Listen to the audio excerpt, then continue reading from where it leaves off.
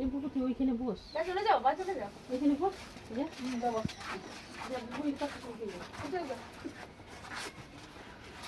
আশেপাশে চলে যাও।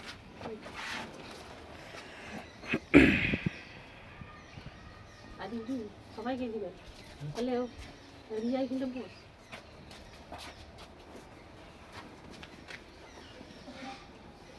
রাখাকে পাঠিয়ে দে। আয় চলে তুই চলে।